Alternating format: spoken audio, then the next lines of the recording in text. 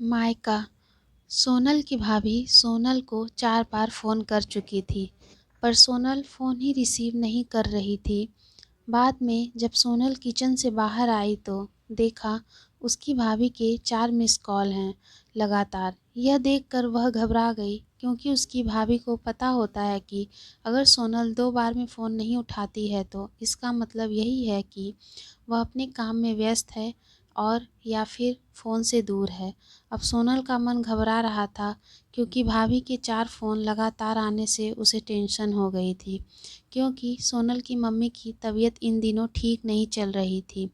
अभी 2 दिन पहले ही सोनल अपनी मम्मी से मायके में मिल कर आई थी।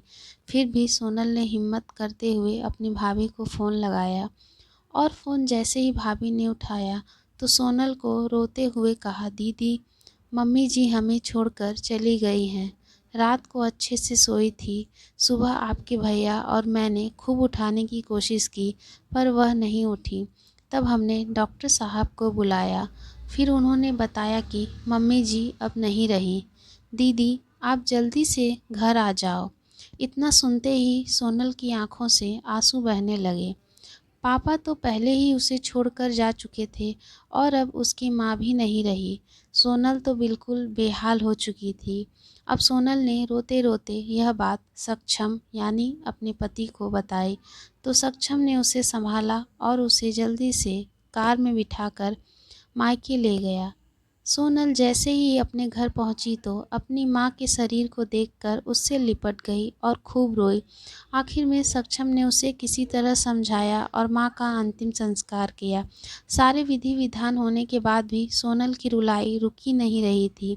उसे माँ की बहुत याद आ रही थी। तब सोनल की मौसी ने उसके आंसू पोंछे और उसे संभाला और कहा, सोनल बेटा, ऐसे दुखी मत हो। दीदी नहीं रही तो क्या हुआ, मैं हूँ ना तेरी मौसी। मेरा घर भी तेरा मायका है। तेरा जब मन करे तब आ जाना अपनी मौसी के पास।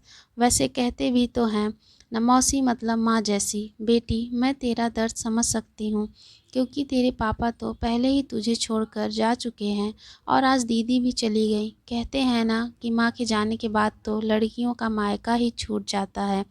यह भाभी तो बस दुनिया को दिखाने के लिए नाम का रिश्ता होता है, क्योंकि मायका तो माँ से ही होता है।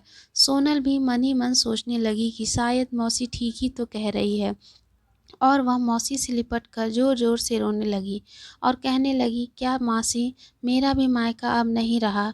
तभी सोनल की भाभी दूर बैठी दोनों की बातें सुन रही थी। पहले तो भाभी ने सोनल को चुप कराया और फिर उसे दिलासा दिया। फिर भाभी ने मौसी से कहा कि मौसी जी, आपने ऐसे कैसे कह दिया कि मायका केवल माँ से ही होता है।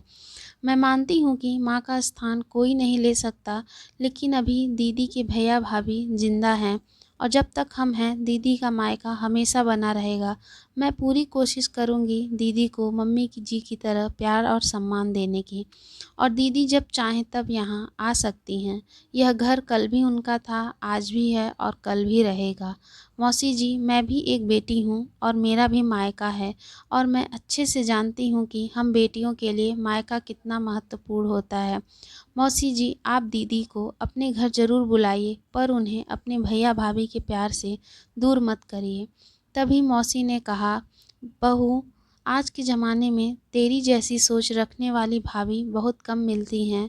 मुझे माफ़ कर दे, मैंने सोनल को गलत राह दिखाई।